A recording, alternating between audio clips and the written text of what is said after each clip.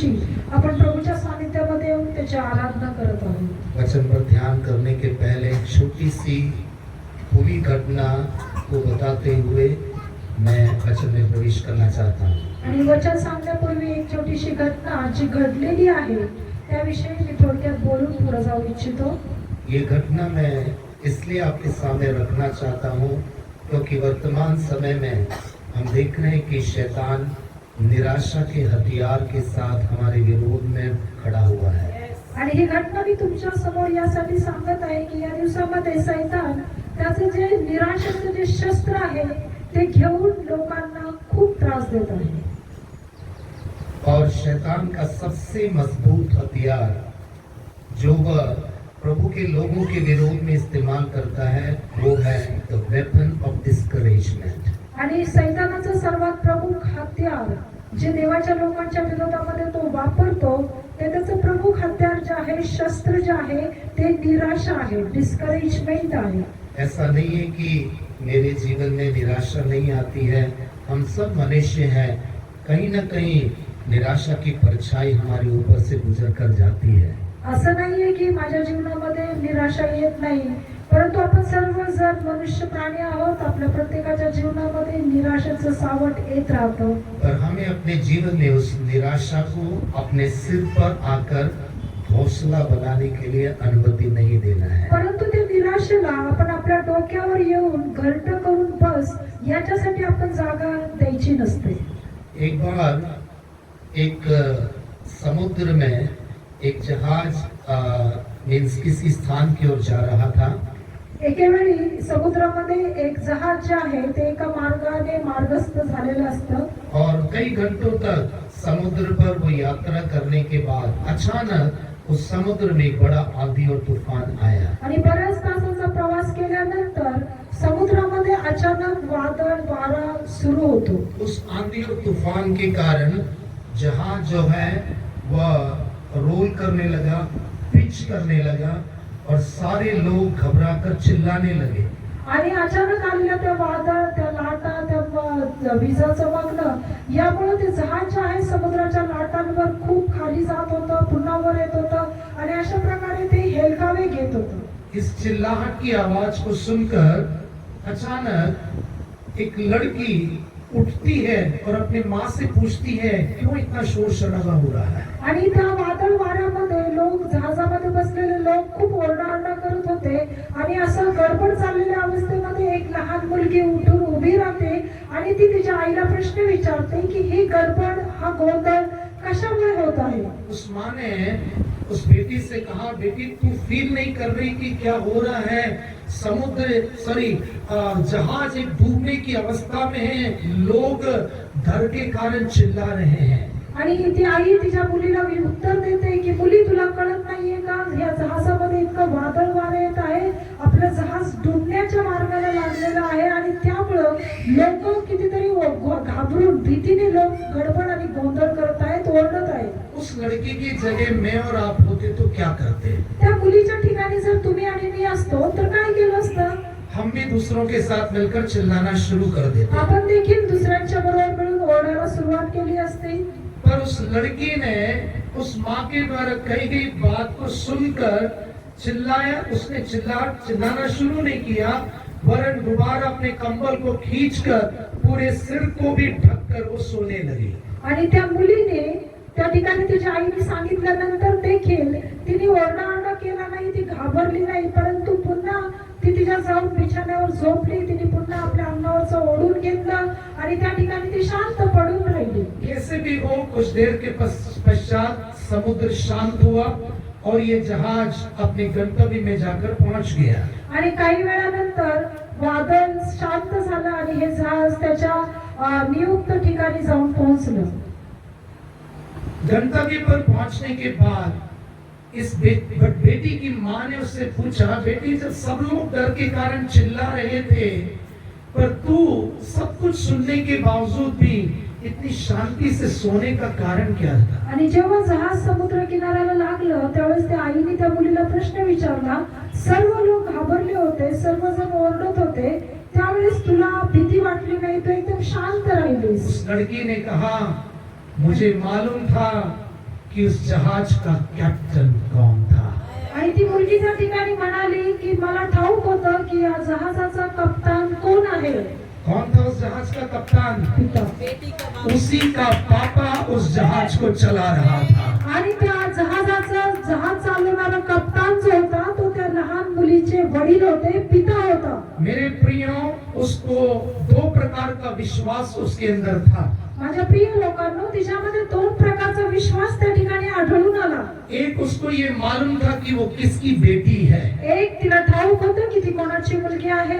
और दूसरा, उसको ये विश्वास था कि मैं जिसकी बेटी हूँ वो किस प्रकार का व्यक्ति है। आणि दुसरं, तिला हे ठाऊक होतं की मी ज्यांची मुलगी आहे ती व्यक्ती कशी आहे हे तिला ठाऊक होतं. आज हमारे जीवन में हम निराशा को जगह देकर वो हमको प्रबल होने के दो कारण हैं। आज आपण निराशेला आपल्या जीवनामध्ये जागा देऊन त्या निराशेला आपल्यावर अधिकार करण्यासाठी दोन कारण आहेत. एक, या तो हम जानते नहीं है कि हम कौन हैं, एक, आपण कदाचित आपल्याला हे ठाऊक नसेल की आपण कोण आहोत, या तो हम ये नहीं जानते कि हमारा परमेश्वर कैसा परमेश्वर है। किंवा कदाचित आपल्याला हे ठाऊक नसेल की आपला परमेश्वर कोण आहे आणि कसा आहे. जब मुझे और आपको ये विश्वास हो जाएगा कि मैं उस परमेश्वर का पुत्र पुत्री हूँ जिसने सारे ब्रह्मांड को बनाया है, जेव्हा तुम्हाला आणि मला कळेल की आपण त्या पित्याची मुलं आहोत की ज्याने संपूर्ण विश्व तयार केलं, और मेरा परमेश्वर मेरे जीवन रूपी जहाज का चालक है जो आंधी और तूफान को शांत कर देता है, आणि आपला पिता जो आपल्या जीवन रूपी जहाजामध्ये आलेल्या सर्व प्रकारचे वादळ वारे थांबवण्याचं सामर्थ्य त्याच्यामध्ये आहे. हम भी उस लड़की के समान, चाहे हमारे चारों ओर निराशा के आंधी और तूफान कितने भी प्रचंड होकर आए, हम निश्चिंत होकर आगे बढ़ सकते हैं। आणि आपल्या जीवनामध्ये देखील किती प्रकारचे कष्ट, परीक्षा, समस्या आल्या, किती प्रकारची मोठी निराशा आली, तरी आपण त्या लहान मुलीप्रमाणे शांत आणि स्वस्थ राहणं गरजेचं आहे. कितने लोग आज विश्वास से कह सकते हैं कि मैं उस सृजनहार परमेश्वर का बेटा बेटी हूं। किती लोक आज म्हणू शकतात की मी त्या निर्माणकर्त्या परमेश्वराची मुलगी किंवा मुलगा आहे. और केवल वो विश्वास ही काफी नहीं है। आणि केवळ तेवढाच विश्वास पुरेसा नाही. संत पौलुस कहता है, मैं जानता हूं मैंने किस पर विश्वास किया है।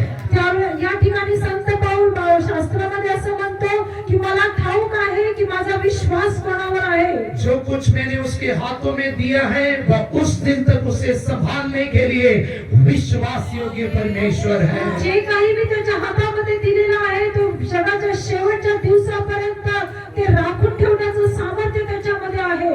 आज हम अपने जीवन में इस वचन में प्रवेश करने के पहले आज आपण आपल्या जीवनामध्ये या वचनामध्ये पुढे जाण्यापूर्वी एक निर्णय लें और एक कन्फेशन करेंगे। एक निर्णय आपण घेऊया आणि एक कबुली आपण देऊया. प्रभु, मैं अपने वर्तमान को, अपने भविष्य को तेरे हाथों में दे रहा हूँ। परमेश्वरा, मी माझं वर्तमान आणि माझं भविष्य तुझ्या हातामध्ये देत आहे. मेरे आत्मा, मेरे प्राण, मेरे शरीर को मैं तेरे हाथों में दे रहा हूँ। माझा आत्मा, प्राण, शरीर मी तुझ्या हातामध्ये समर्पण करतो. कृपया ध्यान इस तरफ होना चाहिए। मैं आपसे आग्रह करता हूँ, मीटिंग के दौरान ये मोबाइल को थोड़ा साइलेंट रखिए, एक तरफ रख दीजिए। माझी तुम्हाला विनंती आहे की मीटिंगच्या वेळेमध्ये मोबाईलला थोडं तुम्ही बाजूला ठेवा आणि केवळ वचनाकडे तुम्ही लक्ष ठेवा. हमारे ध्यान को विचलित करने के लिए शैतान इन दिनों में सबसे अच्छा हथियार इस्तेमाल करता है हमारे मोबाइल से। आपलं मन विचलित करण्यासाठी शैतान या मोबाईलचा वापर करतो. मैं नहीं सोचता हूँ कि कोई भी काम, कोई भी मैसेज आपके जीवन में या आपके मोबाइल में आने वाले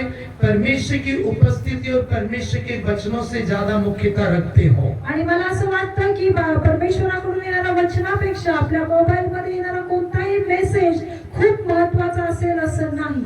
उदाहरण के लिए, उदाहरणार्थ, जो हम प्रभु के हाथ में देंगे उसको संभालने की जिम्मेदारी प्रभु लेता है। उदाहरणार्थ, जे काही आपण परमेश्वराच्या हातामध्ये समर्पण करू त्याच गोष्टी सांभाळण्याची जबाबदारी परमेश्वराची आहे. मान लीजिए आप एक खत लिखते हैं और खत को आप दो प्रकार से पोस्ट कर सकते हैं। असं तुम्ही समजा की तुम्ही एखादं पत्र लिहिता आणि ते पत्र जे आहे दोन प्रकारे तुम्ही पोस्ट करू शकता. एक, आप लेटर लिखकर पोस्ट ऑफिस में जो पोस्ट बॉक्स होता है या सड़कों पे जो पोस्ट बॉक्स होता है उसमें आप डाल सकते हैं। एक तर तुम्ही पोस्ट ऑफिस मध्ये असणारा पोस्ट बॉक्स किंवा रस्त्यावर कुठेतरी असणारा पोस्ट बॉक्स त्याच्यामध्ये ते टाकू शकता। और उस पोस्ट बॉक्स में डालने वाला खत निश्चित जगह जहां पर आप उसे भेजना चाहते हैं पहुंचेगा नहीं पहुंचेगा इसकी कोई गारंटी नहीं है। परंतु जे पत्र तुम्ही पाठवणार आहात टाकलेलं आहे ते त्या निश्चित नियुक्त केलेल्या ठिकाणी पोहोचेल किंवा नाही पोहोचेल याची कोणतीच खात्री नाही। नहीं पहुंचता है तो आप पोस्ट ऑफिस में जाके पूछताछ नहीं कर सकते कि मेरा लेटर क्यों नहीं पहुंचा है। आणि जर ते पोहोचलं नाही तर तुम्ही पोस्ट ऑफिस मध्ये जाऊन विचारू शकत नाही की माझं पत्र का नाही पोहोचलं। और उसकी दूसरी तरफ परंतु त्याच्या दुसऱ्या बाजूला उसी लेटर को आप पोस्ट ऑफिस में रजिस्टर्ड पोस्ट के काउंटर में जाकर देकर यदि आप उसको रजिस्टर करते हैं उसका एक्नॉलेजमेंट लेकर आते हैं। परंतु दुसरं तेच पत्र जर तुम्ही पोस्ट ऑफिस मध्ये गेला रजिस्टर रेडी पोस्टाने त्याचं पाठवलं त्याचं तुम्ही जर पोच घेतली तर त्या पत्राला ते पत्र खात्रीशीर पोहोचेल। और यदि वो खत निश्चित जगह पर नहीं पहुंचता है जर ते पत्र योग्य ठिकाणी जर वेळेत पोहोचलं नाही तर तब आप आपको मिली हुई पावती या एक्नॉलेजमेंट को लेकर पोस्ट ऑफिस में पूछ सकते हैं कि मेरा ये लेटर मैंने आपके हाथ में रजिस्टर किया था ये सुरक्षित क्यों नहीं पहुंचा है। तेव्हा जर तुमचं ते पत्र जर त्या ठिकाणी पोहोचलं नाही तर तुम्हाला तो अधिकार असतो त्यांनी दिलेली जी पोस्ट पावती आहे तुम्ही ती पोस्ट ऑफिस मध्ये जाऊन क्लेम करू शकता आणि ते माझं पत्र का पोहोचलं नाही हे तुम्ही त्यांना जाब विचारू शकता। मेरी बात कितने लोगों को समझ आ रही है? माझी गोष्ट किती लोकांना समजली? कितने लोग समझ सकते हैं? किती लोक समजू शकता? मैं इसके द्वारा क्या समझाना चाहता हूँ मी आपको? याद्वारे तुम्हाला काय समजून सांगू इच्छितो? जब आप अपना वर्तमान अपना भविष्य अपना संपूर्ण जीवन प्रभु के हाथ में देंगे तो प्रभु उसको संभालने के लिए जिम्मेदार परमेश्वर। जेव्हा तुम्ही तुमचं वर्तमान तुमचं भविष्य ज्यावेळेस पूर्णपणे परमेश्वराच्या हातामध्ये समर्पण करताल तर तो परमेश्वराची ती जबाबदारी आहे की ते त्यांनी तुमचं वर्तमान आणि भविष्य सुरक्षित सांभाळावं। आप परमेश्वर के हाथ में देने की बजाय आप स्वयं कंट्रोल करने की कोशिश करेंगे आपके सुरक्षा की कोई गारंटी प्रभु नहीं ले सकता है। परंतु तुम्ही देवाच्या हातामध्ये समर्पण करण्याऐवजी जर तुम्ही स्वतःच ते ओझं उचलण्याचा प्रयत्न केला तर परमेश्वर त्याच्या सुरक्षेची कोणती खात्री तुम्हाला देऊ शकत नाही। हम अपने हाथों को स्वर्ग की ओर उठाएंगे। या आपण आपले हात स्वर्गाकडे उंच करूया। आज अपने हृदय से हम एक निर्णय लेंगे। या आपण आपल्या अंतःकरणापासून एक निर्णय घेऊया। अपनी आवाजों को उठाते हुए प्रभु से कहिए, आपला आवाज उंच करून परमेश्वराला तुम्ही म्हणा, प्रभु मैं अपना वर्तमान, प्रभु मी माझं वर्तमान, मैं अपना भविष्य, माझं भविष्य, मेरा संपूर्ण जीवन, माझं संपूर्ण मेरे जीवन, जीवन से संबंधित हर बात माझ्या जीवनाशी संबंधित असणारी प्रत्येक गोष्ट मैं तेरे हाथ में दे मी रहा तुझ्या हूँ। हातामध्ये समर्पण करत आहे। मुझे विश्वास है माझा विश्वास कि आहे तू मुझे संभालेगा, तू मला सांभाळशील, मुझे जयवंत बनाएगा मला तू विजयी बनवशील और मेरे जीवन के लिए तू सर्वोत्तम करेगा। आणि माझ्या जीवनासाठी जे सर्वात उत्तम आहे तेच तू माझ्यासाठी करशील। विश्वास करने वाले लोग ऊंची आवाज में बोलेंगे आमीन। विश्वास करणारे एक आमेन बोलूया। आमेन। आमेन, आमेन। आइए हम अपने पवित्र शास्त्र को खोलेंगे और मत्ती रचित सुसमाचार उसके 16वें अध्याय की ओर आएंगे। या आपण आपलं पवित्र शास्त्र बायबल उघडूया आणि त्यामधील मत्ती शुभ वर्तमान याचा 16वा अध्याय याकडे आपण येऊया। उसकी 16 आयत से लेकर 18 आयत तक हम पढ़ेंगे। मत्ती 16व्या अध्याय वचनापासून ते 18 वचनापर्यंत आपण वाचूया। नंतर फिलिपाच्या कैसरिया कडल्या भागात गेल्यावर येशूने आपल्या शिष्यांना मत्ती रचित मत्ती सुसमाचार 16 16वां अध्याय वचन 16, 17, 18। मत्ती 16, 17 आणि 18 वचन।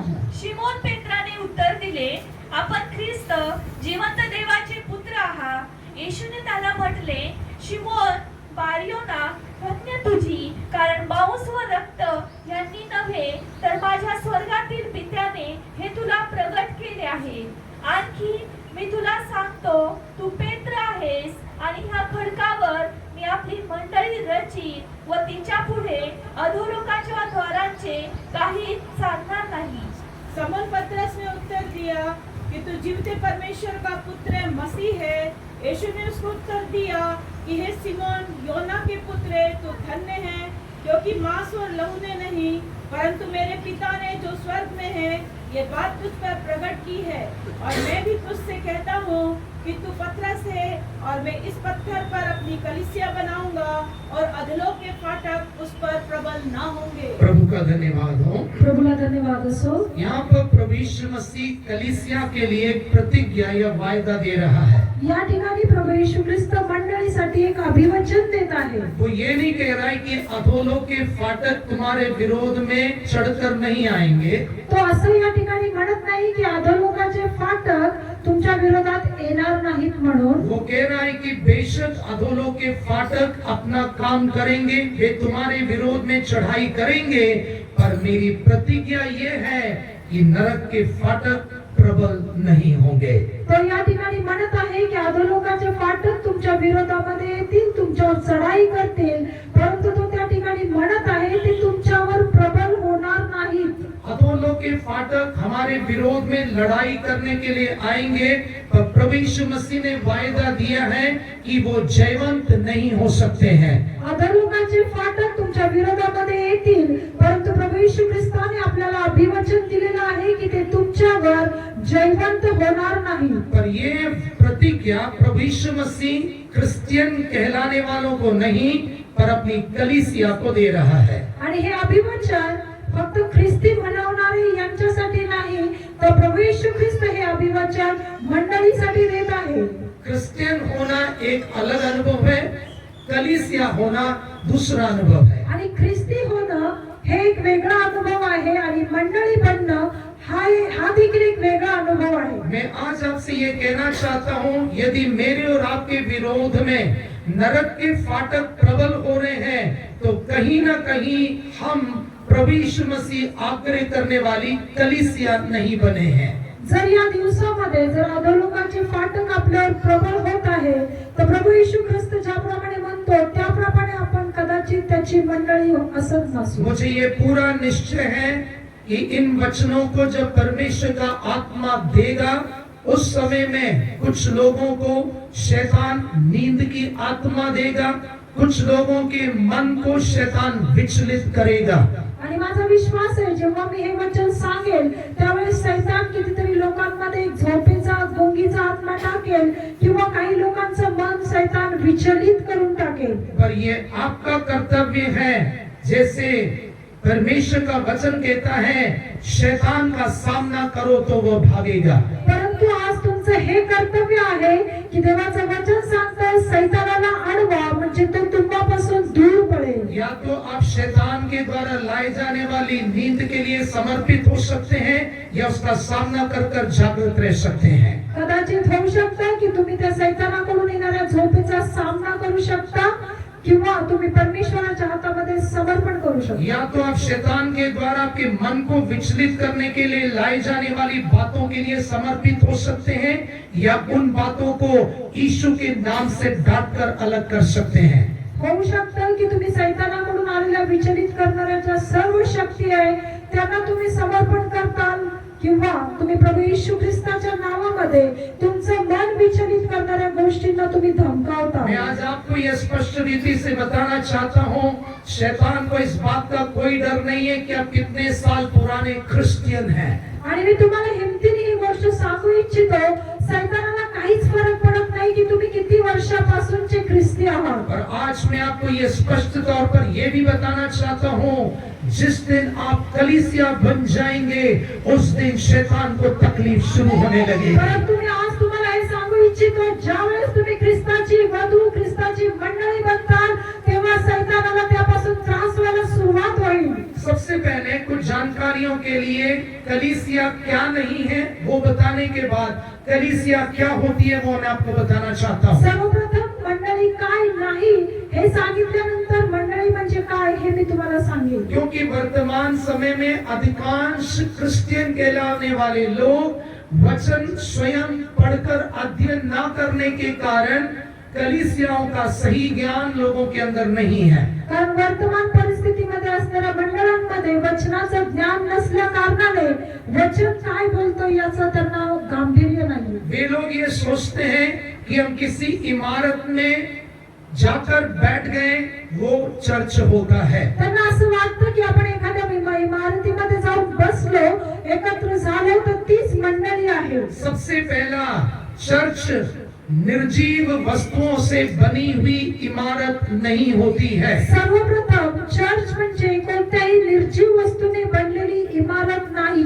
यही कारण है प्रेरितों के काम 7वें अध्याय के 48वें वचन में, एक्ट्स ऑफ अपॉस्टल्स चैप्टर 7 वर्स 48 में, आणि याच कारणास्तव प्रेषितांची कृत्य 7वा अध्याय त्याचा 48व्या वचनामध्ये आपण पाहूया। वचन कहता है कि परमेश्वर मनुष्य के हाथों से बनाए गए इमारत में नहीं रहता है। त्या ठिकाणी वचन असं सांगतं, मनुष्याने हाताने बनवलेल्या इमारतीमध्ये परमेश्वर राहत नाही। पर बड़े दुख और निराशा की बात यह है परंतु अतिशय खेदाची गोष्ट ही आहे कि आजकल वचन की समझ ना रखने के कारण मंडलियों में जाने वाले विश्वासी लोग ये सोचते हैं कि इमारत चर्च होता है।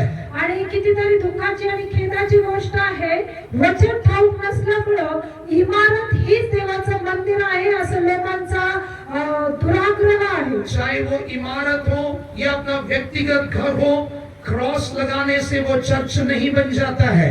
एखादी इमारत असो किंवा आपलं स्वतःचं घर असो, एक क्रॉस लावला तर ती मंडळी किंवा ते चर्च बनत नाही। आज की वर्तमान स्थिती क्या है?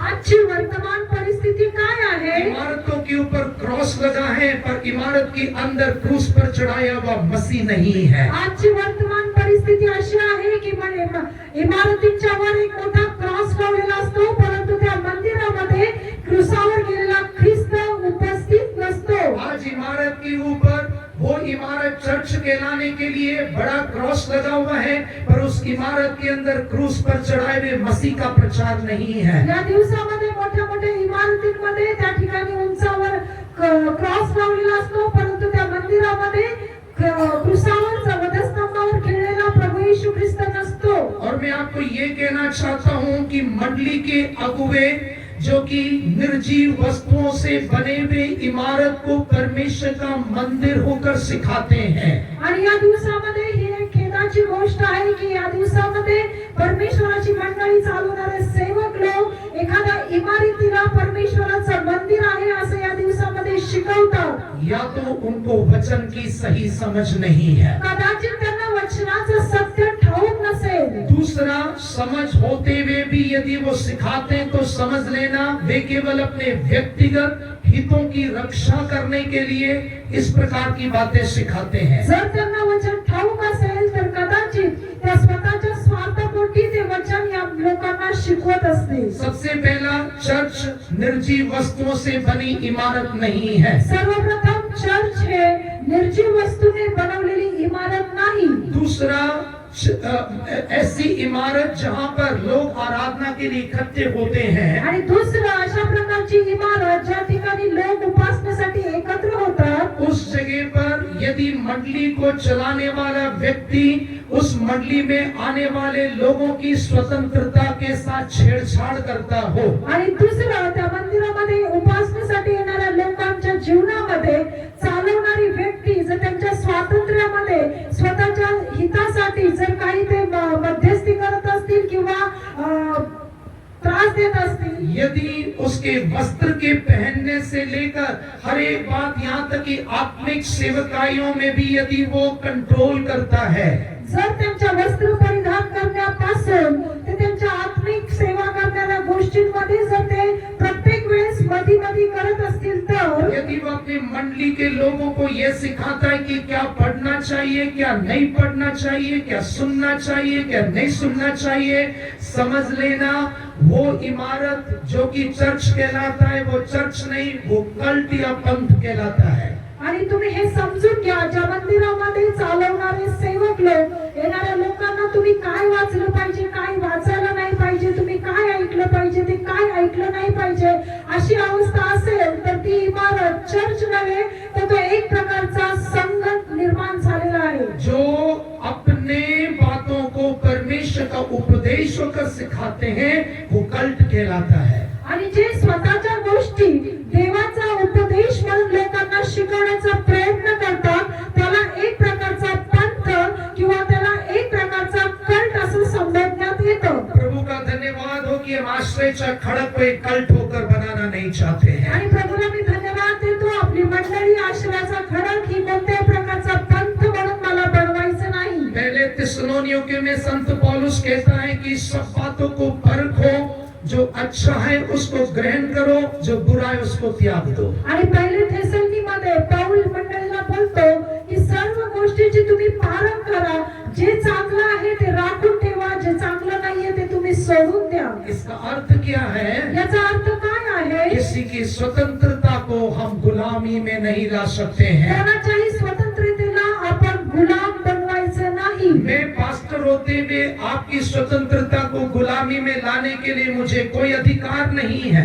आणि मी पास्टर असून देखील मला तुमच्या स्वतंत्रतेला तुम्हाला मला गुलाम बनवायचा काहीच अधिकार नाहीये. यदि मैं इस पुलपिट पर खड़े होते हुए आपकी स्वतंत्रता के साथ छेड़छाड़ करता हूँ, आपकी स्वतंत्रता को कंट्रोल करता हूँ, तो समझ लेना ये भी एक कल्ट होकर बदल जाएगा. जर मी या पुलपिटवर उभा राहून जर मी तुमच्या स्वतंत्रतेला बाधा आणत असेल, मी त्याच्यामध्ये इंटरफेअर करत असेल, तर तोही एक प्रकारचा कल्ट, एक प्रकारचा पंथ समजला जाईल. जब परमेश्वर जो सृजनहार है वो हमारे स्वतंत्रता के साथ, हमारी स्वेच्छा के साथ छेड़छाड़ नहीं करता है, तो किसी पास्टर को मंडली में दिए जाने वाले लोगों की स्वतंत्रता के साथ छेड़छाड़ करने का अधिकार नहीं है. जर जिवंत परमेश्वर कोणालाही त्यांच्या स्वइच्छेच्या मध्ये परमेश्वर बाधा आणत नाही, तर कुठल्याही मंडळीच्या सेवकाला कोणाचे स्वातंत्र्य हिरावून घेण्याचा कोणताच अधिकार नाही.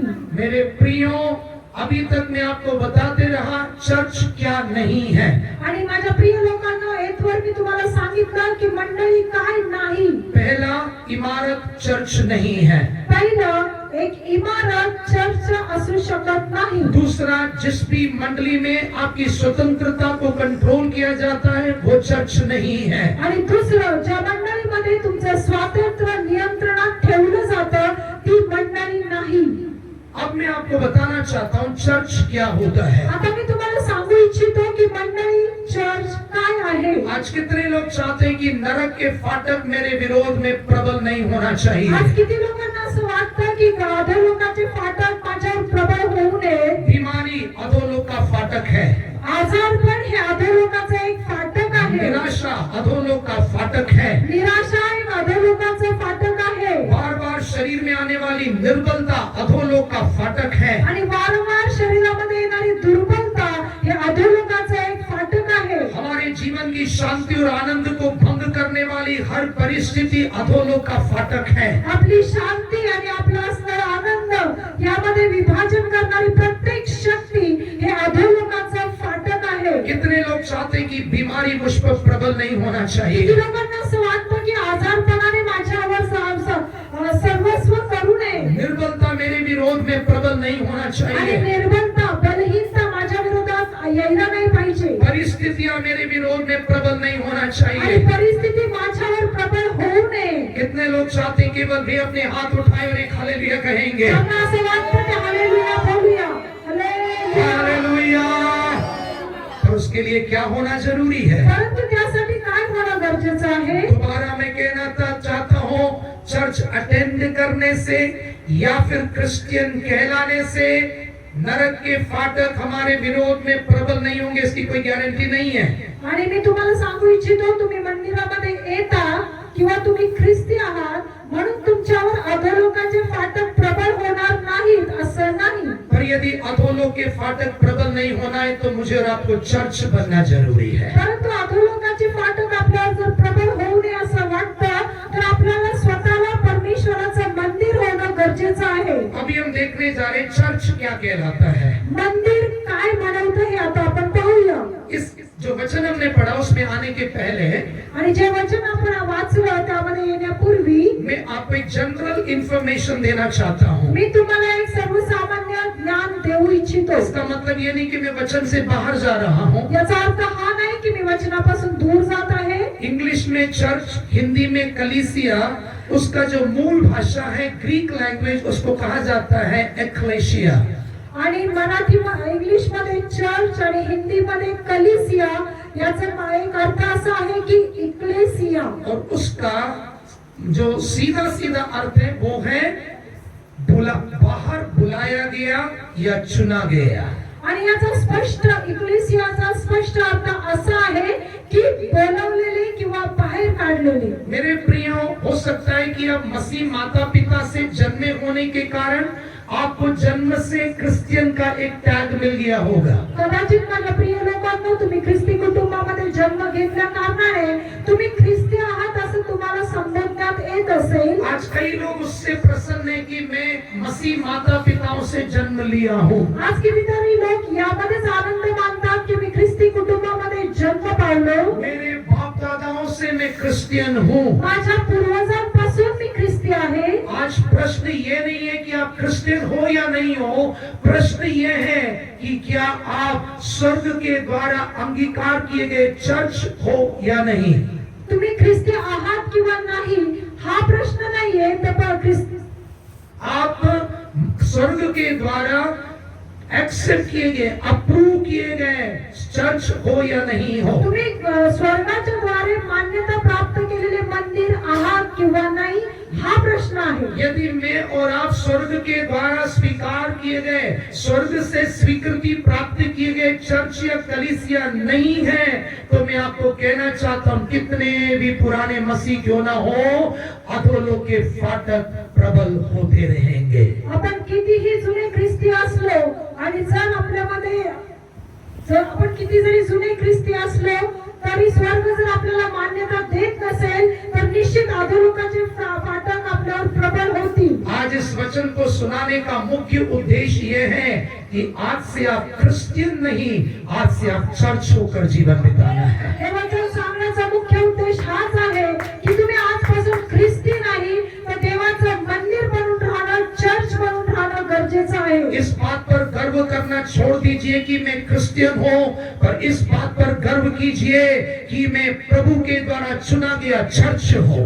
आणि तुम्ही या गोष्टीचा अभिमान बाळगणं सोडून द्या की मी ख्रिस्ती आहे, परंतु अभिमान या गोष्टीचा बाळगा की मी ख्रिस्ताद्वारे निवडलेलं देवाचं मंदिर आहे. चर्च का सही अर्थ होता है इलेक्ट या चोजन, चुने हुए. आणि मंडळीचा प्रमुख अर्थ, मुख्य अर्थ असा आहे की निवडलेले किंवा देवाने बोलावलेले. और यदि मैं और आप चुने हुए हैं, इसको जानने की एक निशानी प्रभु के वचन में दिया गया है. आणि तुम्ही आणि मी निवडलेले आहोत हे जाणून घेण्याची एक निशाणी पवित्र शास्त्र बायबल मध्ये आहे. यदि मेरा और आपका जीवन उस निशानी के साथ मिलता नहीं है, तो आज अपने आप से प्रश्न कीजिए कि क्या मैं चर्च हूँ. जर तुमचं आणि माझं जीवन परमेश्वराने दिलेल्या मार्गप्रमाणे जर ते जुळत नसेल तर तुम्ही आणि मी मंडळी आहोत किंवा नाही हे तुम्ही निर्णय घ्या. चुने हुओं के कई लक्षण हैं, पर प्रभु यीशु मसीह ने उसके लिए खास लक्षण दिया है. आणि निवडलेल्या लोकांविषयी बरेच लक्षणं, बरेच या ठिकाणी संबोधना वैशिष्ट्य सांगण्यात आलेले आहेत ते आपण पाहूया. आप ये न कहिए कि मैं मसीह माता पिता से जन्म लिया हूँ, मैं क्रिश्चियन हूँ, मैं चुना हुआ हूँ. तुम्ही असं समजू नका की मी ख्रिस्ती कुटुंबामध्ये जन्म घेतलेला आहे, मी ख्रिस्ती आहे आणि मी निवडलेला आहे. मैं हर Sunday without fail church attend करता हूँ. आणि मी कुठल्याही विदाउट फेल किंवा न चुकवता मी प्रत्येक रविवारी चर्च अटेंड करतो. पर चुने जाने का लक्षण वो नहीं है. परंतु निवडलं जाण्याचं लक्षण हे नाही. चुने जाने का लक्षण लूका रचित सुसमाचार 18 अध्याय 7 आयत में प्रभु यीशु मसीह कह रहे हैं. आणि निवडलेल्या लोकांविषयीचं वैशिष्ट्य लूक रचित सुसमाचार त्याचा 18वा अध्याय यामध्ये आपण पाहू. लूक चैप्टर 18 वर्स 7 में 18:7 लूक. यीशु मसीह कहते हैं, या ठिकाणी प्रभू येशू ख्रिस्त म्हणतात, चुने हुए जो दिन और रात परमेश्वर को देखकर दुहाई देते हैं. आणि या ठिकाणी प्रभू ख्रिस्त म्हणतो ज्यांना मी निवडलेले आहे ते दिवस आणि रात्र परमेश्वराची उपासना करतात. पढ़िए 18 वर्षन है. तर देवाची जी निवडलेली लोक रात्रंदिवस त्याचा धावा करीतात, त्यांचा तो न्याय करणार नाही काय, आणि त्यांच्याविषयी तो विलंब लावील काय. हिंदी में सो क्या परमेश्वर अपने चुने हुओं का न्याय न गौर चुकाएगा? कीजिए, परमेश्वर अपने चुने हुओं का न्याय नहीं करेगा. जो रात दिन उसकी दुहाई देते रहते जो हैं। रात दिन उसकी दुहाई देते रहते. चुने हुओं का लक्षण है वे रात दिन प्रभु को दुहाई देते रहते आणि हैं. निवडलेल्या लोकांचं वैशिष्ट्य हे आहे की ते रात्रंदिवस परमेश्वराचा धावा करत राहतात. मेरे प्रियो, वर्तमान समय में मंडली कहलाए जाने वाली जगहों में मसीहों के अंदर पाई जाने वाले सबसे बड़ी कमी यही है. माझ्या प्रिय लोकांनो, वर्तमान युगामध्ये सर्व मंडळांमध्ये आढळून आलेली सगळ्यात मोठी उणीव हीच आहे.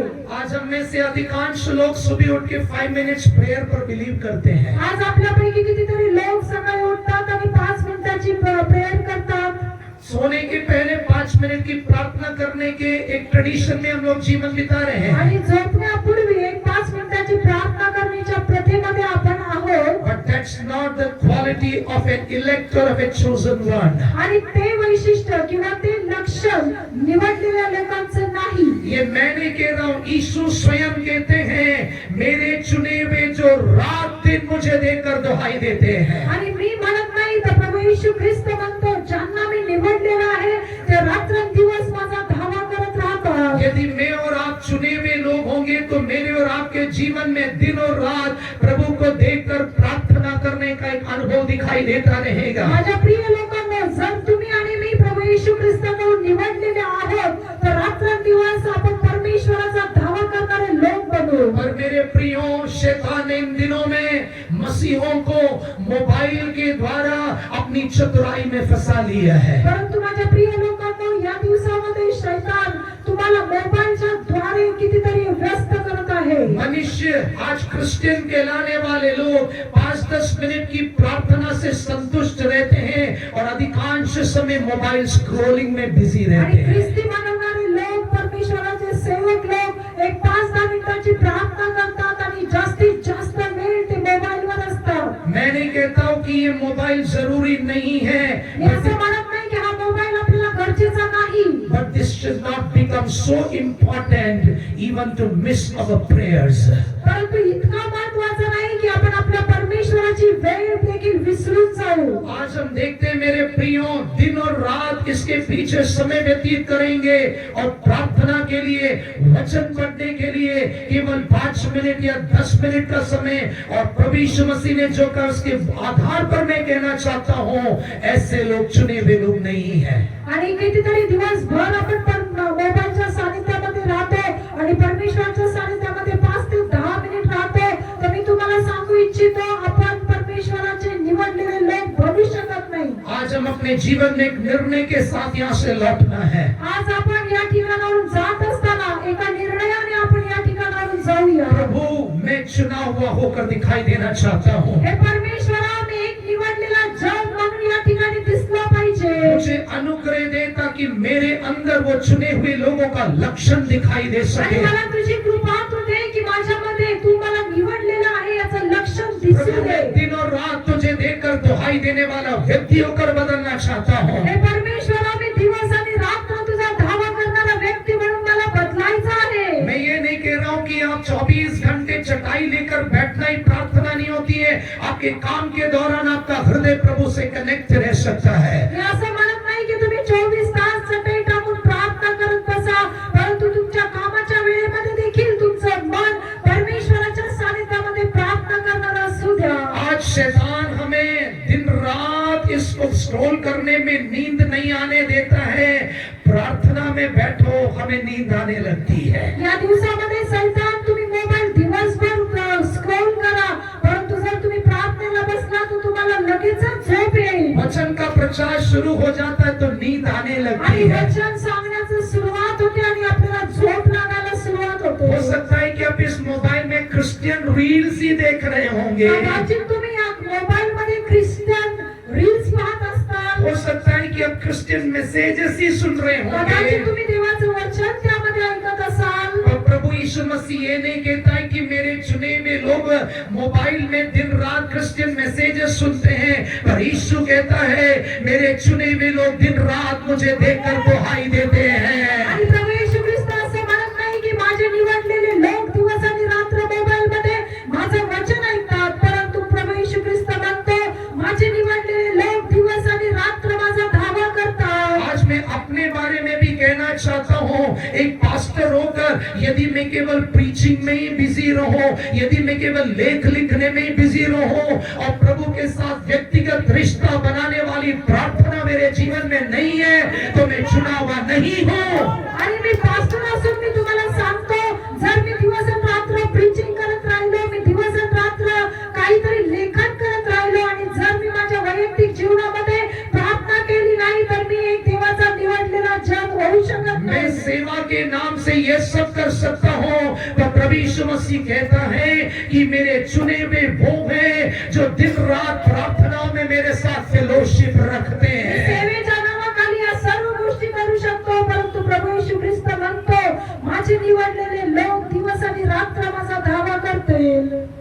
कलीसिया का मतलब क्या है? मंडळीचा अर्थ काय आहे? चुने हुए। निवडलेले। चुने हुओं का अर्थ क्या है? निवडलेल्याचा अर्थ काय आहे? दिन रात प्रार्थनाओं में प्रभु के साथ संगति रखने। दिवस आणि रात्र परमेश्वराचा धावा करणारे लोक। कितने लोग आज कलीसिया बनना चाहते हैं? किती लोक आज स्वतःला देवाचं मंदिर मंडळी बनवू कितने इच्छितात? लोग आज चुने हुए लोग बनना चाहते किती हैं? लोकांना असं वाटतं की मला देवाने निवडलेल्या अवस्थेत मला यायचं प्रभु मैं आहे। दिन रात तेरे साथ संगति बनाए रखूंगा, हे देवा मी दिवस आणि रात्र तुझा धावा करेन। चाहे मैं किचन में हूँ मेरी संगति तेरे साथ रहेगी, मी कदाचित किचन मध्ये असेल, परंतु माझी संगत तुझ्या बरोबर चाहे मैं असेल। ड्राइव करूँ मेरी संगति तेरे साथ रहेगी, कदाचित मी गाडी चालवत असेल, परंतु मी तुझ्या बरोबर चाहे मैं संगत खेत असेल। में रहूं मेरी संगति तेरे साथ रहेगी। मी शेतामध्ये असलो तरी माझी संगत तुझ्या बरोबरच असेल। तब प्रभु यीशु मसीह कहेगा ये मेरा चुना हुआ है, क्योंकि रात दिन ये मुझे देखकर प्रार्थना करता है। तेव्हा प्रभू येशू ख्रिस्त म्हणेल हा माझा निवडलेला जन आहे, कारण रात्रंदिवस तो माझा धावा करतो। आज मैं आपसे कहना चाहता हूँ, जिस दिन मैं और आप चुने में बन जाएंगे, अधोलोक के फाटक मेरे और आपके विरोध में जयवंत नहीं होंगे।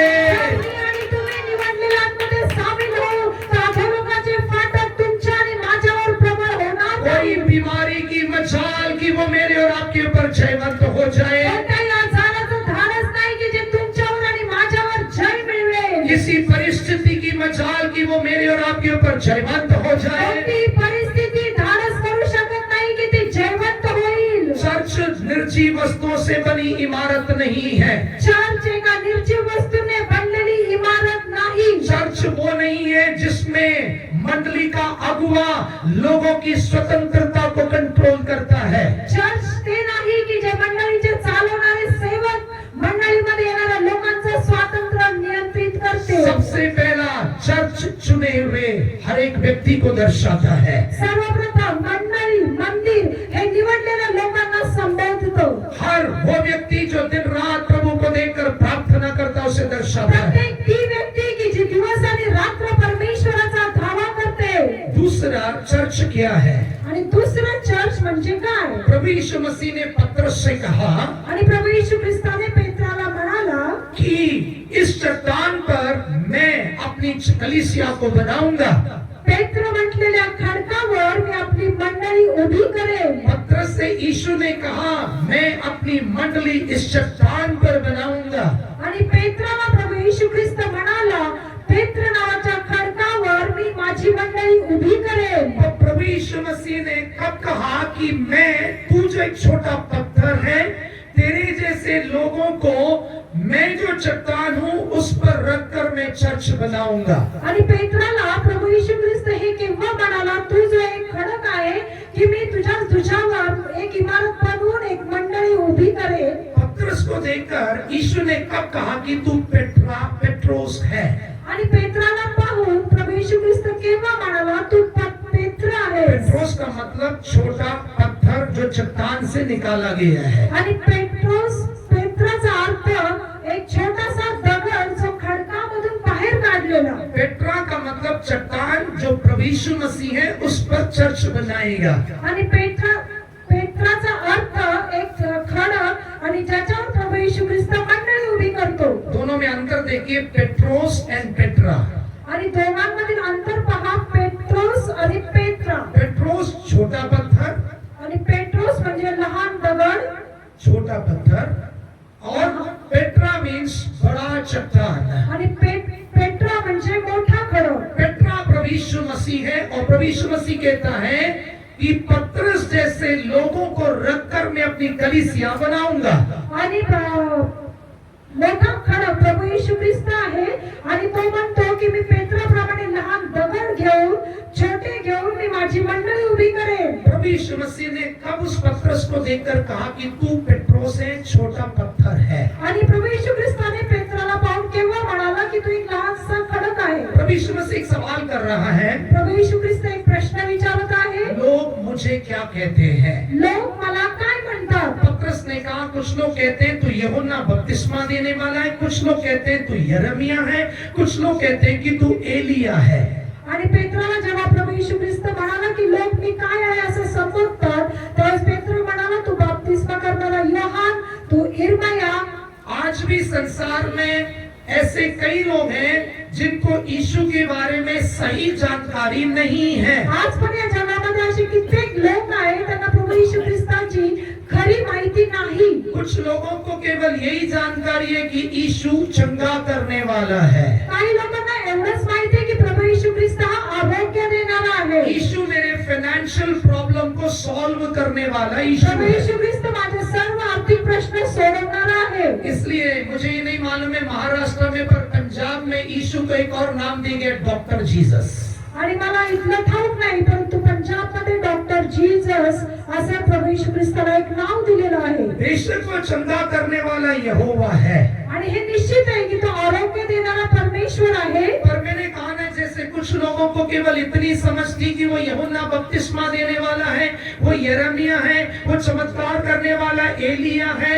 कुछ लोगों को यीशु के बारे में केवल इतनी समझ है. काही लोकांना येशूविषयी एवढंच माहित होतं की तो बपतिस्मा करणारा योहान आहे, तो यिर्मया आहे, तो चमत्कार करणारा एलिया आहे. पर पतरस से यीशु ने पूछा, परंतु पेत्राला प्रभू येशू ख्रिस्ताने विचारलं, ठीक है सब लोग ऐसे कह रहे, पर तू मेरे बारे में क्या कहता है? ठीक आहे सर्व लोक हे बोलतात, परंतु तू माझ्याविषयी काय बोलतो? तुरंत पतरस कहता है, तू जीवित परमेश्वर का पुत्र है. आणि लगेचच पेत्र उत्तर देतो की तू जिवंत परमेश्वराचा पुत्र आहेस. तू जीवन देने वाला जीवित परमेश्वर का पुत्र है. आणि तू जीवन देणारा जिवंत परमेश्वराचा पुत्र आहेस. तू चंगाई देने वाला हो या ना हो, तू आरोग्य देणारा असो किंवा नसो, तू मेरी समस्याओं का हल करने वाला हो या ना हो, तू माझ्या प्रश्नांचं निराकरण करणारा असो किंवा नसो, क्योंकि ये सब बातें संसार तक सीमित रहने जा कारण रही या है. सर्व गोष्टी जगापुरत्याच मर्यादित आहेत. मुझे इन बातों से कोई लेना देना नहीं मला या है. गोष्टींचं काही घेणं देणं नाही. पर हे यीशु, मुझे इतना मालूम है, इस जीवन के बाद भी यदि कोई जीवन दे सकता है तो केवल तू ही है, वो यीशु मसीह. पेत्र एवढंच म्हणतो की प्रभू येशू मला एवढंच ठाऊक आहे की या जीवनानंतर आणखीन एक जीवन जे देणारा आहे तो केवळ तूच आहेस. ऐसे प्रकाशन रखने वालों को यीशु चुनकर कलीसिया बनाता है. आणि अशा प्रकारचं प्रगतीकरण असणाऱ्या लोकांनाच निवडून प्रभू येशू ख्रिस्त मंडळी तयार करतो. आज योगेश के लिए यीशु कौन है? आज योगेशसाठी प्रभू येशू ख्रिस्त कोण आहे? डॉक्टर जीसस या अनंत जीवन देने वाला जीवित परमेश्वर का पुत्र है? तो डॉक्टर जीसस आहे की अनंत जीवन सार्वकालिक जीवन देणारा प्रभू येशू ख्रिस्त आहे? कौन है वो? कौन आहे? अनंत जीवन देने वाला जीवित परमेश्वर का पुत्र है. आणि सार्वकालिक जीवन देणारा जिवंत देवाचा पुत्र. मेरे प्रियो, ऐसे लोगों को रखकर प्रभु यीशु मसीह जो चट्टान है अपने ऊपर रखकर कलीसिया को बना रहा है. आणि अशा लोकांना एकत्र करून प्रभू येशू ख्रिस्त त्या खडकावर आपली मंडळी तयार करत आहे. मैं आपसे आग्रह कर रहा हूँ, मी तुमच्याकडून एक विनंती करतो. आपके लिए चंगाई जरूरी है, तुमच्यासाठी आरोग्य गरजेचं आहे. आपकी आर्थिक समस्याओं से छुटकारा जरूरी है. तुमच्या आर्थिक समस्यांचं निराकरण होणं गरजेचं आहे. ये सब प्रभु देगा. इन बातों के पीछे ना जाइए। या सर्व गोष्टी प्रभू येशू ख्रिस्त देईल, त्याच्या पाठीमागे तुम्ही जाऊ नका. आप इस दर्शन और प्रकाशन के साथ जीते रहिए। यीशु मसीह शरीर में चंगाई हो या ना हो, पर तू मुझे अनंत जीवन देने वाला आणि है। तुम्ही या प्रकाशनाने जीवन जगा की प्रभू येशू ख्रिस्त तुम्हाला आरोग्य दे किंवा नको देऊ, परंतु तुम्हाला सार्वकालिक जीवन देणार आहे. जब मैं और आप अपने जीवन में उस यीशु के अधीन होकर बढ़ते जाएंगे, जेव्हा तुम्ही आणि मी प्रभू येशू ख्रिस्ताच्या अधीन राहून जीवन जगू, उस चट्टान पर जब हम बनते हुए बढ़ते जाएंगे, तेव्हा जेव्हा आपण त्या खडकावर बनत जाऊ, अब इस चट्टान पर जब मैं और आप कलीसिया होकर बनेंगे, या खडकावर जेव्हा तुम्ही आणि मी एक मंडळी म्हणून रचले जाऊ, और मैं दोबारा आपसे कहना चाहता हूँ, यदि ये दर्शन आपके अंदर नहीं है तो शायद यीशु आपको वो जीवित पत्थर होकर नहीं चुनेगा कि आप एक कलीसिया बन जाए। आणि मी पुन्हा एकदा तुम्हाला सांगू इच्छितो, जर तुम्हाला हे दर्शन नसेल तर प्रभू येशू ख्रिस्त तुम्हाला जिवंत मंडळी बनवू शकत नाही. आप इस दर्शन के साथ रहना है। तुम्ही या दर्शनानेच राहा. मेरा यीशु जीवित परमेश्वर का पुत्र है। आणि माझा प्रभू येशू ख्रिस्त जिवंत देवाचा पुत्र आहे. वो मुझे जीवन और जीवन भरपूरी से देने वाला यीशु है। आणि तो मला जीवन देईल आणि अनंत कालचं जीवन तो मला देईल. और भी कई बातें बताना था, पर समय न होने के कारण उस चट्टान पर रहते हुए जब हम बनेंगे उसकी आशीष बताकर खत्म कर रहा हूँ। आणि आणखी सांगण्यासाठी वेळ नाहीये, परंतु त्या खडकामध्ये राहिल्यानंतर जे आशीर्वाद आहेत ते सांगून मी संपवतो. जब हम प्रभु यीशु मसीह रूपी चट्टान पर जीवित पत्थर होकर हम कलीसिया होकर बढ़ते जाएंगे, ज्यावेळेस आपण प्रभू येशू ख्रिस्तावर एक जिवंत धोंडा मंडळी बनून जेव्हा वाढतो, पहली आशीष अधोलोक के फाटक प्रबल नहीं होंगे। आणि पहिला आशीर्वाद अधोलोकाचे फाटक आपल्यावर प्रबल होणार नाहीत. दूसरी आशीष, आणि दुसरा आशीर्वाद, इस दूसरी आशीष में 3 आशीषें मिली हुई है। आणि या दुसऱ्या आशीर्वादामध्ये 3 आशीर्वाद दिलेले आहेत. वो क्या करेगा? तो काय करेल? इस चट्टान से कुछ आशीषें निकलती है। आणि या खडकामधून काही आशीर्वाद निघतात. वो कौन सी आशीषें हैं? ते कोणते आशीर्वाद आहेत? पढ़ेंगे व्यवस्था विवरण ड्यूट्रॉनमी चैप्टर 32 आणि यावेळेला आपण वाचूया अनुवादाचं पुस्तक याचा 32वा अध्याय उसकी 13वीं आयत में। आणि त्याच्या 13व्या अध्यायामध्ये ड्यूट्रॉनमी चैप्टर 32 एंड वर्स 13। आणि अनुवाद 32 त्याचा 13वा वचन। उसने उसको पृथ्वी के ऊंचे ऊंचे स्थानों पर सवार कराया और उसको खेतों की उपज खिलाई। हाँ। उसने उसे चट्टान में से मधु हाँ। और चकमक की चट्टान में से तेल चुसाया। आमीन। चट्टान से निकलने वाली आशीष, 2 आशीषें यहाँ पर हैं। आणि खडकामधून निघणारे 2 आशीर्वाद यामध्ये सांगितलेले आहेत. ये चट्टान कौन है? आणि हा खडक कोण आहे? मेरा और आपका यीशु मसीह। तुमचा आणि माझा प्रभू येशू ख्रिस्त. जब हम उस यीशु मसीह में बने रहेंगे, जेव्हा आपण त्या ख्रिस्तामध्ये राहू, वो चट्टान हमें शहद से तृप्त करेगा। आणि तो खडक आपल्याला मधाने तृप्त करेल. वो हमारी निर्बलताओं को दूर करने वाले मधु से हमें तृप्त करेगा। आणि तो आपला अशक्तपणा दूर करणाऱ्या मधाने तो आपल्याला तृप्त करेल. दूसरा, वो हमें तेल से तृप्त करेगा। आणि दुसरा, तो आपल्याला तेलाने तृप्त करेल. तेल किस बात को दर्शाता है? तेल कशाचं दर्शक आहे? तेल आनंद को दर्शाता है। तेल आनंदाचं दर्शक आहे. इसलिए भजन संहिता में वो कहता है कि उसने मुझे आनंद के तेल से अभिषेक किया आणि है। म्हणून स्तोत्र लिहिणारा म्हणतो की मला त्याने आनंदाच्या तेलाने अभिषेक केलेला जब आहे. आप उस चट्टान के ऊपर बने रहेंगे, जेव्हा तुम्ही त्या खडकामध्ये राहताल, मैं नहीं कहता हूँ आपके विरोध में निराशाजनक परिस्थितियां नहीं आएंगी। मी असं म्हणत नाही की तुमच्या विरोधामध्ये निराशाजनक परिस्थिती येणार नाही. वो निराशाजनक परिस्थितियां आएंगी, ती परिस्थिती तुमच्या जीवनामध्ये येईल. और जब मैं और आप उस चट्टान के ऊपर बने रहेंगे, परंतु जेव्हा तुम्ही आणि मी त्या खडकामध्ये असू, वो चट्टान उस निराशाजनक परिस्थिति में भी आनंद की भरपूरी में रहने के लिए आनंद के तेल से हमें अभिषेक करेगा। आणि तो खडक तुम्हाला त्या परिस्थितीमध्ये आनंदाने राहण्यासाठी मदत करेल. और तीसरी आशीष, आणि तिसरा आशीर्वाद Psalms 81 स्तोत्र संहिता 81 उसके 16वीं आयत में कहा गया है, आणि त्याच्या 16व्या वचनामध्ये असं लिहिलेलं आहे, वो हमें चट्टान में से पानी से तृप्त करेगा। आणि तो आपल्याला खडकामधील पाण्यातून तृप्त करेल. जब मैं और आप यीशु रूपी चट्टान पे बने रहेंगे, जेव्हा तुम्ही आणि मी प्रभू येशू ख्रिस्त म्हणलेल्या खडकावर स्थिर राहू, तभी हम कलीसिया कहलाएंगे. तेव्हाच आपण मंडळी पोहोचले जाऊ. और यीशु मसीह ने कलीसिया के लिए क्या प्रतिज्ञा दिया है? आणि प्रभू येशू ख्रिस्ताने मंडळीला कोणते अभिवचन दिलेलं आहे? जरा बोलिए, क्या प्रतिज्ञा दिया है? अधोलोक के फाटक मेरी कलीसिया के ऊपर प्रबल नहीं होंगे. अधोलोकांचे फाटक माझ्या मंडळीच्या विरोधामध्ये प्रबळ होणार नाही. जब मैं और आप उस चट्टान रूपी यीशु पर एक कलीसिया होकर दिखाई देंगे, जेव्हा तुम्ही आणि मी खडक म्हटलेल्या प्रभू येशू ख्रिस्ताच्या मंडळीवर ज्यावेळेस आपण असू, पहली आशीष, कोई फाटक प्रबल नहीं होने जा रहे पहिला हैं. आशीर्वाद, अधोलोकाचे फाटक प्रबळ होणार कोई नाही. फाटक जयवंत नहीं होने जा रहे हैं. कोणताही फाटक विजय प्राप्त करणार हर एक नाही. फाटक को प्रभु यीशु मसीह मेरे और आपके सामने चकनाचूर करने जा रहा है. प्रत्येक फाटक प्रभू येशू ख्रिस्त नष्ट आणि नाहीसे करणार आहे. दूसरी आशीष, वो हमें शहद से तृप्त कर हमें दुसरा बलवंत आशीर्वाद तो बनाएगा. आपल्याला मधाने तृप्त करेल. तीसरी आशीष, वो हमें आनंद के तेल से अभिषेक कर आनंद की भरपूरी में आगे बढ़ाएगा. आणि तिसरा आशीर्वाद तो आपल्याला आनंद देऊन आनंदाच्या भरपुरीमध्ये तो आपल्याला घेऊन जाईल. और तीसरी आशीष क्या है? तिसरी आशीर्वाद काय सॉरी, आहे? तीसरी आशीष पहला कोरिन्थियों 10वें अध्याय की 4थी आयत में हम पढ़ते हैं. आणि पहिलं कोरिन्थ्याचा 10वां अध्याय 9वा अध्याय त्याचं चौथी आहे. 14 वचन. फर्स्ट कोरिन्थियंस पहिलं chapter- कोरिन्थ 10:4. और सबने एक ही आत्मिक जल पिया, हाँ। क्योंकि उस आत्मिक चट्टान से पीते थे हाँ। जो उनके साथ साथ चलती थी, हाँ। और वो चट्टान मसीह था. वो चट्टान प्रभु यीशु मसीह था.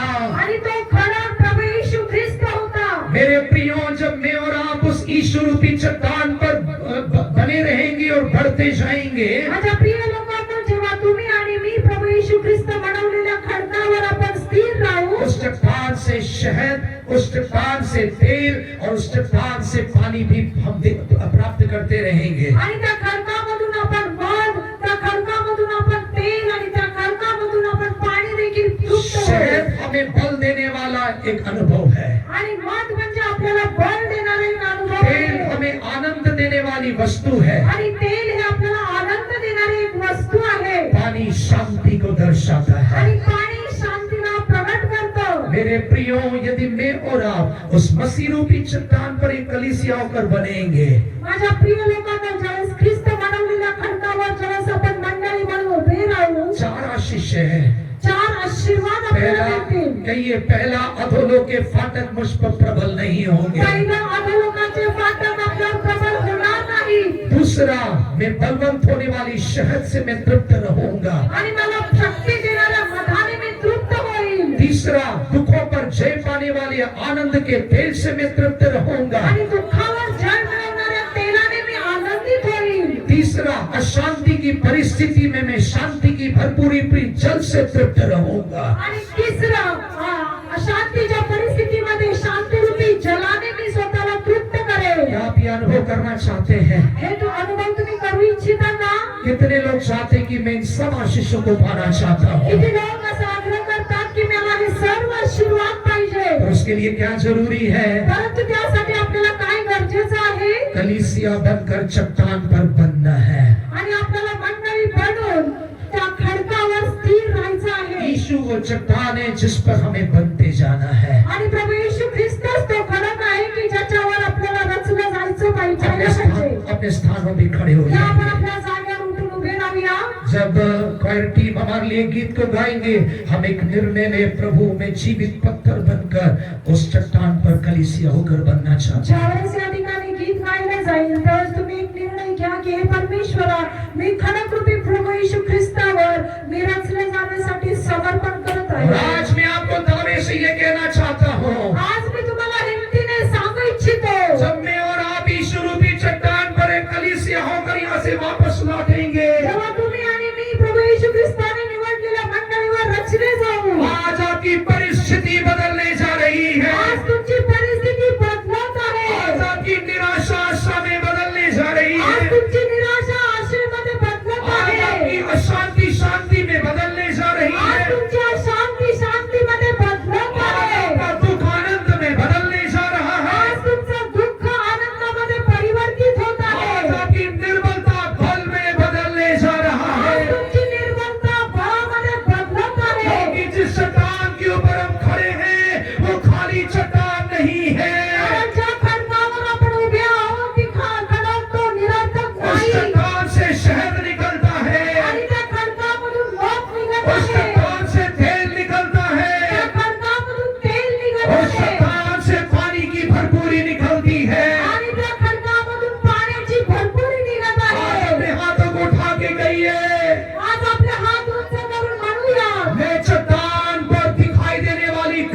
होना चाहता मी हो, कर्तावर दिसणारी मंडळी बनू इच्छितो.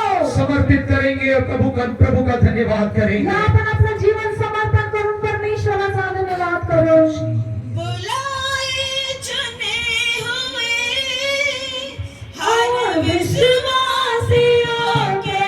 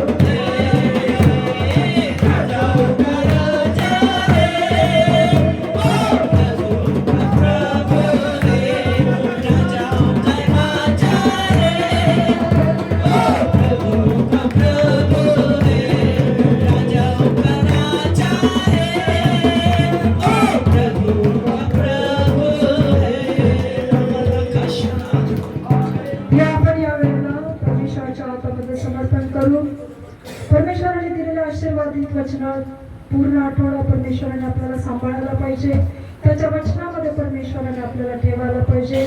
तर या वेळेला सभेच्या शेवटची प्रार्थना मी सिस्टर सोनू यांना विनंती करते की ते प्रार्थना करतील आणि पास्टर कसबे आशीर्वाद देतील.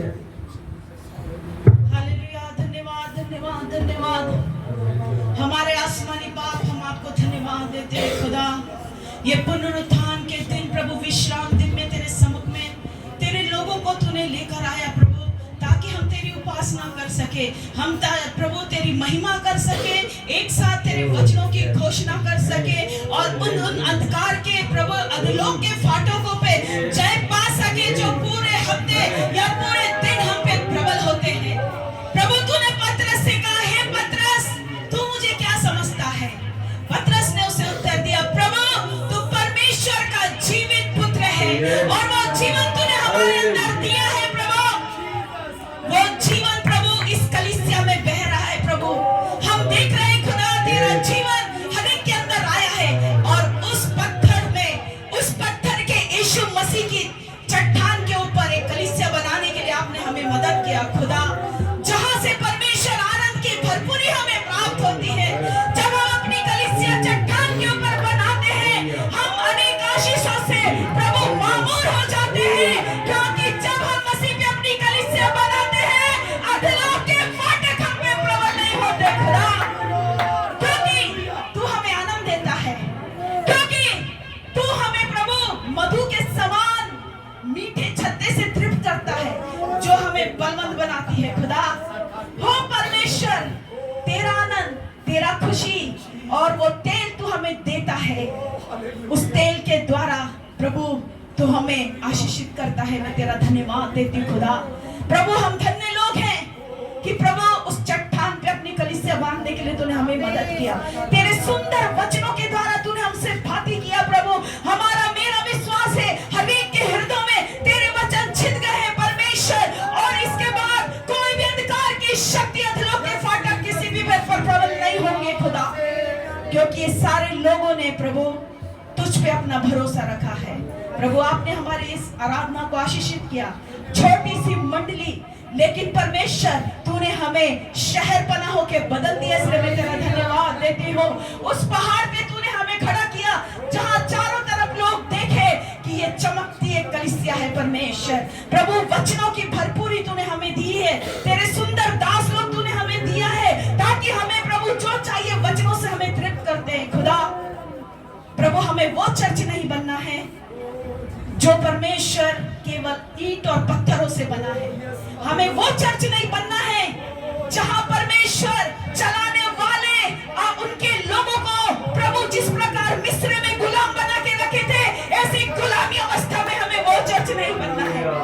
प्रभु हमें वो चर्च बनना है जिसका खड़क यीशु मसीह है, और आपने हमें वो बना दिया, इसलिए मैं आपका धन्यवाद देती हूँ। सुंदर वचनों के द्वारा आपके दास को तूने बोलने के लिए कृपा दिया प्रभु, तेरा अनुग्रह दिया, तेरा धन्यवाद प्रभु। पूरा हफ्ता तेरे लोगों को तेरे लहू में संभाल, ये भयानक धूप से प्रभु, इस भयानक क्लाइमेट से प्रभु तू बचाने वाला है। हमको विश्वास है हमारे एक भी लोगों को इसमें तकलीफ नहीं होगी, क्योंकि तू प्रभु मेघ स्तंभ होके हमारे साथ चल रहा है, इसलिए धन्यवाद। सारा आदर मान महिमा आपको देते हैं परमेश्वर, आपने हमारी मीटिंग का बोझ उठाया, धन्यवाद। सारा आदर मान महिमा आपको देते हुए यीशु मसीह के नाम से हम मांगते, सुन और कबूल कर, आमीन। आता शांतीचा देव, त्याची प्रीती, मेंढरांचा महान मेंढपाळ प्रभू येशू ख्रिस्त याची कृपा आणि पवित्र आत्म्याची सहभागिता इथं जमलेल्या सर्व लहान थोरासोबत प्रभूच्या दुसऱ्या आगमनापर्यंत आता आणि सदा सर्व काळ राहू, आमेन, हालेलुया।